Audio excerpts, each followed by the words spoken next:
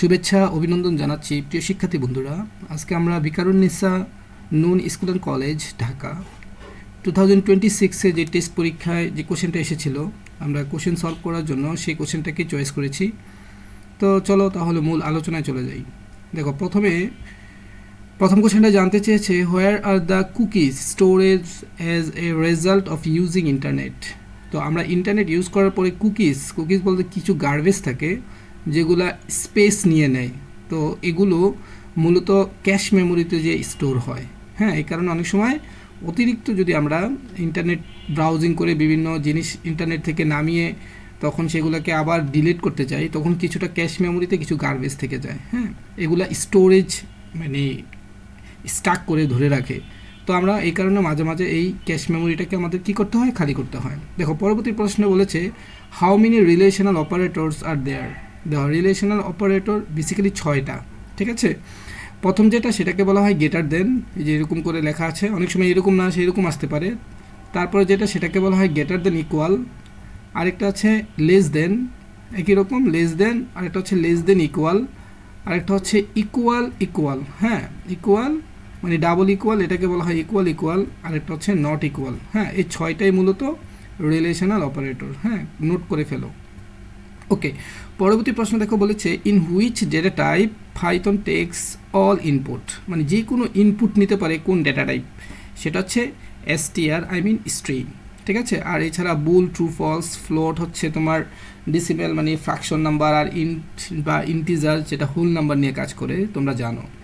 ওকে, দেখো পরবর্তী কোশ্চেন বলেছে, which is the binary code made up of 0 and 1 call. 0 1 দিয়ে যে কোড লেখা যায় সেটাকে বলা হয় ম্যাশিং কোড, তোমরা জানো। ওকে, পরবর্তী প্রশ্ন দেখো, বলেছে which one is interactive multimedia. Interactive multimedia মানে হচ্ছে যেটা আপনার সাথে মানে ইউজ করার সময় ইউজারের সাথে রিয়েক্ট করতে পারে। যেমন ইউজারের সাথে রিয়েক্ট কে করতে পারে, দেখো ভিডিও গেমস, অন্য কিছু কিন্তু রিয়েক্ট করতে পারে না। টেলিভিশন এটা তো ওয়ান সাইড, ঠিক আছে। তারপরে সিনেমা, এটাও ওয়ান সাইড অনেকটা। তারপরে ভিডিও, এটা বোথ সাইড, কিন্তু ভিডিও গেমসে খুব বেশি রিয়েক্ট করে। ঠিক আছে, পরবর্তী প্রশ্নে বলেছে ইফ এ, মনে রাখবা এ হচ্ছে একটা ভ্যারিয়েবল, আর এটা হচ্ছে ওই ভ্যারিয়েবলের মধ্যে ওই মানটা আছে, এটাই বোঝায়। ঠিক আছে, 2.5। আর এখানে বি দিয়ে ফ্লোট দিয়েছে, ফ্লোটের মানটা বলেছে 4, অ্যান্ড সি দিয়ে str 3.0। ওকে, এটা হচ্ছে আমার স্ট্যাম্প। এখন স্ট্যাম্পের প্রথম প্রশ্নটা বলেছে the value of A is 2। দেখো, ভ্যালু অফ এ ইজ 2 না, ভ্যালু অফ এ এর হচ্ছে মান হচ্ছে 2.5। দ্যাট মিন্স এটা হবে না, এটা ভুল। তারপর একটা বলেছে the value of B is 4। হ্যাঁ, বি এর মান কি 4। ঠিক আছে, বি এর মান 4, কোনো সমস্যা নেই। অথবা এটা 4ও বলা যেতে পারে, অথবা এরকম বলা যেতে পারে 4.0। কারণ কি, আমরা জানি ফ্র্যাকশন নাম্বার থাকলে পয়েন্টের মান আসতে পারে। ঠিক আছে, আর সি স্ট্রিং 3.0, সি বলেছে কি the value of C is 3. যে কোটেশন দিয়েছে তার মানে এটা অ্যাবসলিউটলি রাইট, অ্যান্সার হবে 2 and 3। ঠিক আছে, পরবর্তী প্রশ্ন দেখে বলেছে in which menu slide transition is available. দেখো, স্লাইড ট্রানজিশনের জন্য আমরা স্লাইড ট্রানজিশন বলতে কোনো একটা স্লাইডকে আমরা মানে অ্যানিমেশন দেওয়া। ঠিক আছে, আমি তোমাদেরকে একটু দেখাই তাহলে আর একটু বুঝতে ইজি হবে। আচ্ছা দেখো, এই যে এখানে হচ্ছে কোনো একটা পাওয়ার পয়েন্ট প্রেজেন্টেশন, আমি একটু অন করে দেখাই তাহলে আরও ক্লিয়ার হবে। ওকে, দেখো এই যে পাওয়ার পয়েন্টটা চলে আসলো, এই পাওয়ার পয়েন্টের অনেকগুলো মেনু আছে। হ্যাঁ, এই যে অ্যানিমেশন, তো এই অ্যানিমেশনে গেলে এগুলো বিভিন্ন রকমের ট্রানজিশন দেওয়া যায়। ঠিক আছে, এগুলা দেওয়ার মাধ্যমে আমরা একটা মানে স্লাইডকে আরও বেশি আকর্ষণীয় করে তুলতে পারি। ঠিক আছে, এবার আমরা একটু প্রশ্নের মধ্যে চলে যাই। ওকে, এখানে এটাই বলেছে যে in which menu slide transition is available, তার মানে সেটা হবে কি অ্যানিমেশনে, রাইট। এবার দেখো প্রশ্ন নাম্বার 8 আর 9, এখানে একটা স্টেম দেওয়া আছে। স্টেমে বলেছে একটা লুপ দেওয়া আছে, হোয়াইল লুপ, যেখানে আয়ের মানটা শুরু হবে 1 থেকে, আর এই মানটা চলবে 1 লেস দেন অর ইকুয়াল 5। তার মানে প্রথম 1 এর জন্য এটা ট্রু, তারপরে 2 এর জন্য ট্রু, 3 এর জন্য ট্রু, 4 এর জন্য ট্রু।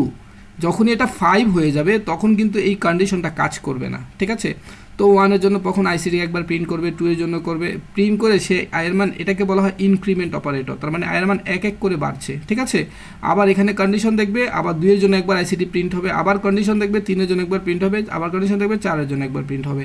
যখন আয়ের মান ইনক্রিমেন্ট হতে হতে 5 হয়ে যাবে, তাহলে 5 লেস দেন 5 এটা কি কারেক্ট না, তাহলে 1 2 3 4 এই আইসিটি লেখাটা 4 বার প্রিন্ট হবে। তাহলে এটা জানতে চেয়েছে how many times will ICT showed in the program, that means 4 times, ঠিক আছে।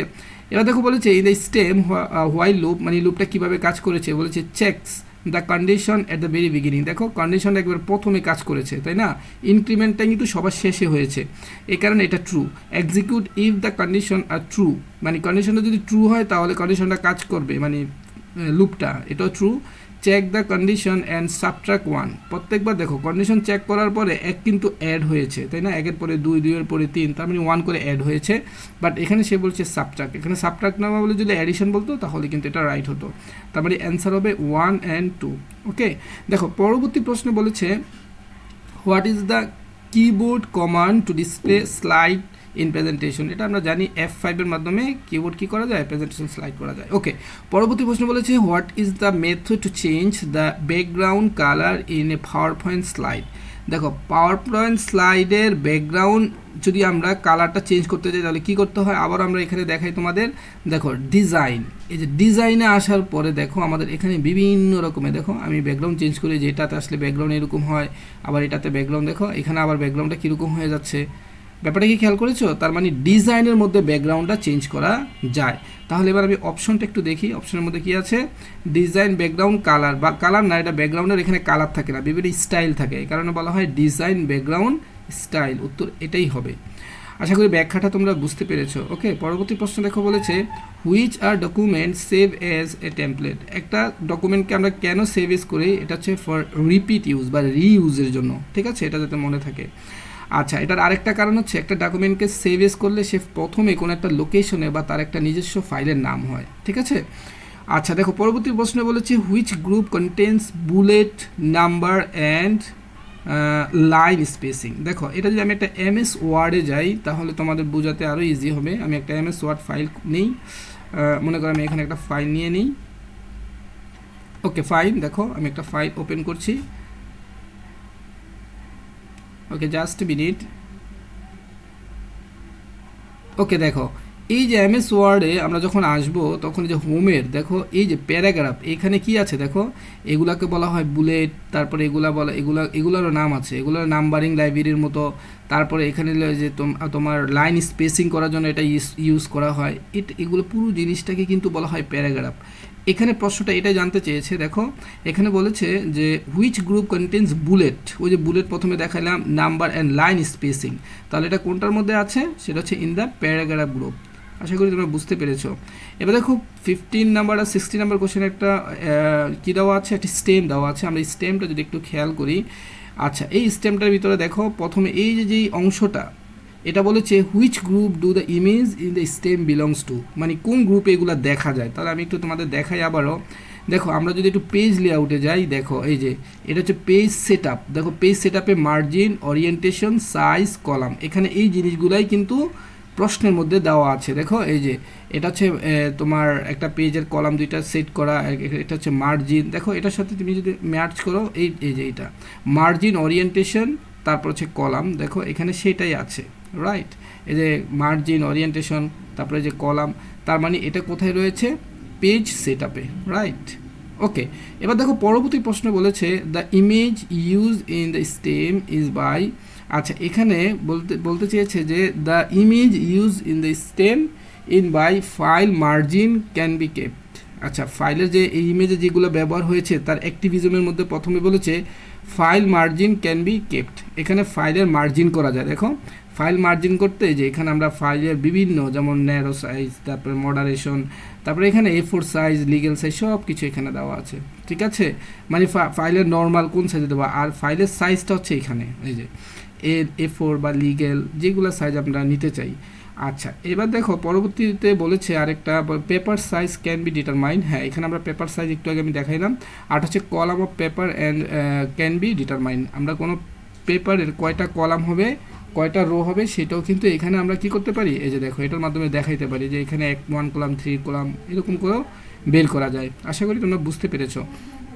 এবার দেখো তাহলে এখানের অ্যান্সার কি হবে, 1 2 3 তিনোটাই কিন্তু অ্যান্সার হবে। এবার দেখো পরবর্তী প্রশ্ন বলেছে in which case cell range is issues. মনে রাখবা সেলে যদি রেঞ্জ দেখাইতে চাই এটা মনে রাখবা, যেমন আমি A1 থেকে A10 পর্যন্ত, তখন এরকম A1 লিখে আমরা কি করি একটা কোলন দিয়ে, এটা কোলন কিন্তু আমাদের দিতে হয় না, বাই ডিফল্ট তৈরি হয়ে যায় যখন আমরা এক্সেলে কাজ করতে চাই, তাই না?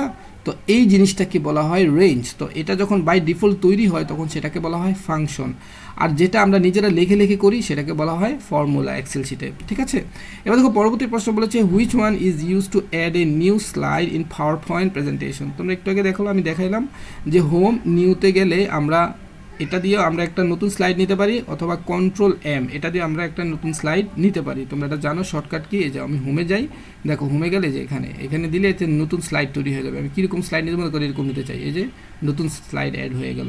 তার মানে এইখানে আমাদের ট্রু পাইলাম কোনটা, প্রথমে হোম নিউ স্লাইড, আর এটা হচ্ছে কন্ট্রোল এম, আর কন্ট্রোল এন দিয়ে হয় না, তার মানে 1 আর 2 হচ্ছে অ্যান্সার। এবার দেখো পরবর্তী প্রশ্ন বলেছে what is the each part of a presentation called. এটা আমরা জানি প্রেজেন্টেশন প্রত্যেকটা আলাদা একটা পার্টকে বলা হয় স্লাইড।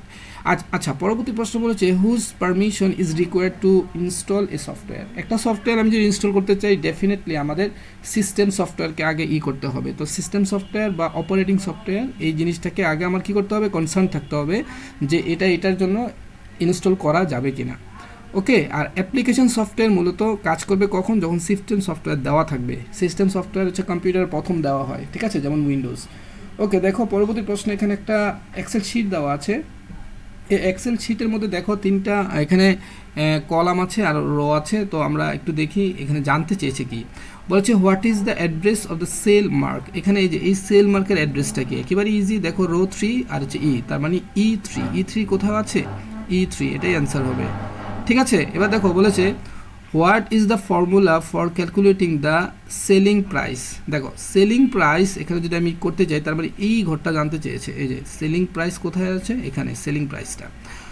আচ্ছা এবার দেখো এখানে সেলিং প্রাইসের জন্য আমার কত আছে, এখানে 1500, আর হচ্ছে 15% যদি আমি লাভ করি তাহলে অ্যান্সারটা কত আসবে। দেখো তার মানে এটা কোন ঘরে রয়েছে, C3, তার মানে আমাদের C3 ইনটু হবে C3-র সাথে, মূলত C3 হচ্ছে আমার পারচেস প্রাইস মানে কেনার দাম। তো এটার সাথে আমার যেই পার্সেন্টেজটা আমি লাভ করব সেটাকে মাল্টিপল হবে প্লাস এটা হবে, তার মানে এটা অ্যাবসলিউটলি রাইট। ঠিক আছে, আচ্ছা বাকিগুলো কেন হয় নাই, তাহলে দেখো বাকিগুলোর মধ্যে এখানে C3 D3 কোথায়, আচ্ছা আমরা একটু যদি ডির খোঁজ নিই, D3 না, এটার সাথে এটা হয় না। মূলত হচ্ছে সেলিং প্রাইসের সাথে আমার প্রফিটটা যেটা হবে সেটা গুণ হবে প্লাস সেলিং প্রাইস হবে। ঠিক আছে, আর এখানে একটা জিনিস মনে রাখতে হবে, যেটা মাল্টিপল হবে সেটাকে অবশ্যই এখানে একটা পার্সেন্টেজ দেওয়া থাকতে হয়। ঠিক আছে, এবার দেখো পরবর্তীতে বলেছে what is the reason for the computer shouting down repeatedly without any overheating. মানে কম্পিউটার কোনো কারণে ওভারহিট হচ্ছে না, ওভারহিট হলে অনেক সময় কম্পিউটার রিস্টার্ট দেয়, কিন্তু এটা কোনো মানে ওভারহিটে হচ্ছে না, তাহলে মনে রাখতে হবে আমাদের আই মিন ইন্টিগ্রেটেড সার্কিটে প্রবলেম আছে। ঠিক আছে, এবার দেখো পরবর্তী প্রশ্ন বলেছে কারেক্টিভ মেইনটেন্স রিকোয়ার। আচ্ছা কারেক্টিভ মনে রাখবা কম্পিউটারের যে মেইনটেন্স সেটা 2 রকমের হয়। ঠিক আছে, একটা হলো প্রিভেন্টিভ আর একটা হচ্ছে কারেক্টিভ। প্রিভেন্টিভটা কি, প্রিভেন্টিভটা হচ্ছে আমার কম্পিউটার প্রবলেম হওয়ার আগেই আমি যেমন একটা অ্যান্টিভাইরাস দিয়ে দিলাম, এটা হচ্ছে প্রিভেন্টিভ। আর কারেক্টিভ মেইনটেন্সটা হচ্ছে কম্পিউটারের প্রবলেমে পড়ে গেল, যেমন তখন আমার কি করতে হবে, স্কিল টেকনিশিয়ান, এটা আমার লাগবেই, ডেফিনেটলি লাগবে। আরেকটা হচ্ছে প্রেজেন্ট অফ মেটালিক সাবস্টেন্স, না মেটালিক সাবস্টেন্স কিন্তু কম্পিউটারের জন্য খুবই মানে হার্মফুল, এটা ইউজ করা যাবে না। আর হচ্ছে আর্থিং, হ্যাঁ এটাও আমাদের কি, আর্থিং মানে হচ্ছে যদি কোনো কম্পিউটারে আর্থিং হয় না, অনেক সময় দেখা যায় আমাদের পিসিতে বাই ডিফল্ট আমরা ধরলেই এটা কারেন্টের মতো আর্থিং করে। ঠিক আছে, এটা হচ্ছে আমাদের কারেক্টিভ মেনটেন্যান্সে, এটা নিয়ে আমরা অ্যাক্টিভিজম বা করতে থাকি। তাহলে আমাদের অ্যান্সার আছে 1 আর 3। 1 আর 3 কোথায় আছে, হ্যাঁ বি অপশনে। আচ্ছা এবার দেখো 24-এ বলেছে wine deleting software what should I click on the file menu. আমরা যদি কোনো একটা সফটওয়্যার ডিলিট করে থাকি তখন আমরা ফাইল মেনুতে কোথায় গিয়ে চেক করব কেন এই সফটওয়্যারটার এক্সিস্টেন্স আছে কিনা, তখন সেটা করতে হয় এক্সপোর্ট মানে এটা থেকে বিলীন হয়ে যায় অস্তিত্বটা। ঠিক আছে, আচ্ছা তারপরের প্রশ্ন আমরা দেখব যে হাউ মেনি অপারেন্টস। দেখো খুব চমৎকার একটা প্রশ্ন করেছে। অপারেন্টস, এখানে অপারেটরও বলতে পারতো, হ্যাঁ। How many operands in a plus b. দেখো অপারেন্ট বলতে এখানে ভ্যারিয়েবল বোঝায়, যেমন এ হচ্ছে একটা অপারেন্ট, বি হচ্ছে একটা অপারেন্ট, সি হচ্ছে একটা অপারেন্ট, ডি হচ্ছে একটা অপারেন্ট। আর যদি বলতে এখানে অপারেটর কয়টা, এই প্লাস হচ্ছে একটা operator, another operator in minus. তাহলে which one is right answer? 1 2 3 4, এটাই হচ্ছে আমাদের কি রাইট অ্যান্সার। আশা করি তোমরা ব্যাখ্যাগুলো বুঝতে পেরেছো। তো আজকের ভিডিওটা এখানেই শেষ হবে। সবাইকে অসংখ্য ধন্যবাদ জানাচ্ছি। আল্লাহ হাফেজ।